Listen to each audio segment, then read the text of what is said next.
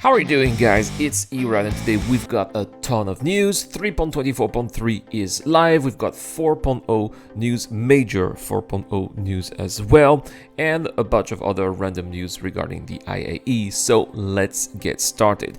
And first, we are going to start with Star Citizen Alpha 4.0, which is not in EPTU. They are not going to bring it back to Evoke ID. They want to have as many players as possible, so that's good news, but it still needs a little cooking.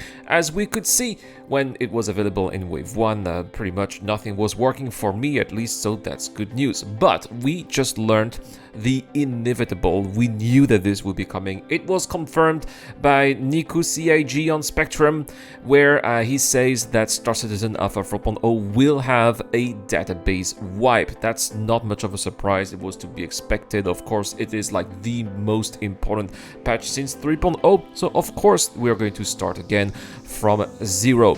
That means that all of our reputation will be reset, the economy will be reset as well, including all of our assets that we bought in-game and all of our money too. It doesn't mean that what we bought in the pledge store will be gone. That will stay as always. The subscriber flay will stay, the rewards, all of that will remain intact. Of course, all of that makes sense. We also have a little FAQ regarding the Intergalactic Aerospace Expo. I'll put the link in the description down below if you are interested in checking out everything. But what you are interested in perhaps are the limited ships. So on November 23rd, the Idris, the Javelin are also going to be there, but they will be in limited stock. On November 24th, it will be the Misk Hull E. On the 26th, it will be the RSI Constellation Phoenix. On the 27th, the Pioneer. On the 28th, the Kraken and the Kraken Privateer. And on the 29th, the 890 Jump. I think that it's quite still surprising that the Pioneer is going to be a limited ship because everybody will want to have a Pioneer. There's actually going to be some usefulness for that ship, right? It's going to be able to build massive ground bases and space bases at the same time. So I think that it's quite a mistake. I think they would sell a lot of Pioneers if it would be sold normally, right? Like a normal ship. Also, we have some news regarding loaner ships. As you know, the Polaris is now up, right?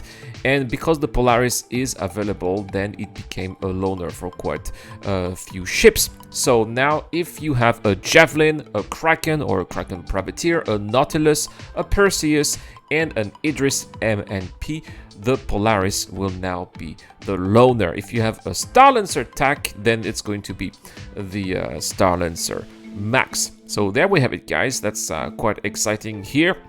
I think that we are going to be seeing a lot of Polaris indeed.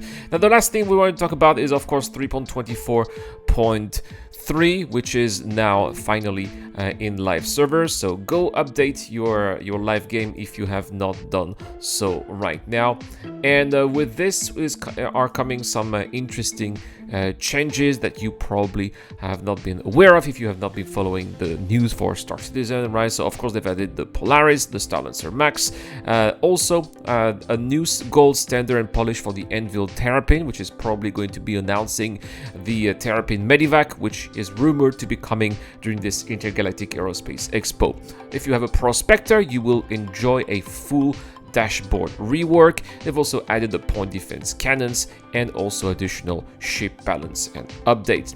With 3.24.3 comes some new graphical updates, a new GPU graph console command, further server networking performance optimization, an overall ship and vehicle physics network and server performance optimization. They've also added new logics to trigger ship destructions if physics threshold is exceeded.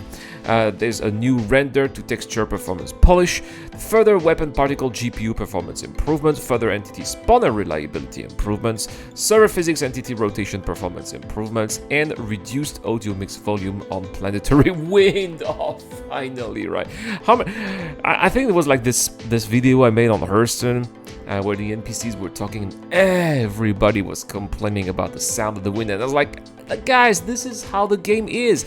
If you guys want to hear the NPCs talking, we need to hear the wind as well, because that's how it is, right? Yet so many people were mad, but it was a bug. It was fixed, and that's good to see. They've also fixed 6 client crashes, 12 server crashes, 3 server deadlocks, a hybrid crash, and they made several audio performance optimizations and also several out-of-memory server improvements. Overall, I think the PTU is bringing some stability here that was much needed for the game, and I'm pretty sure we're gonna get the experience that we need for the IAE, for the free flight, and also for the Save Stanton event.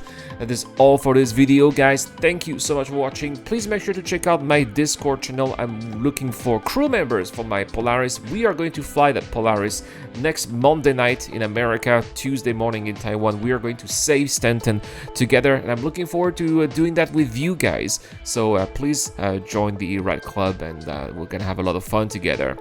I wouldn't be able to make all of that content without my Patreon members, including Dr. Frobin, Zero Crusher, Ducky to Ducker, and Shadow Rise. I've been Iran, and I'll see you guys in the next one.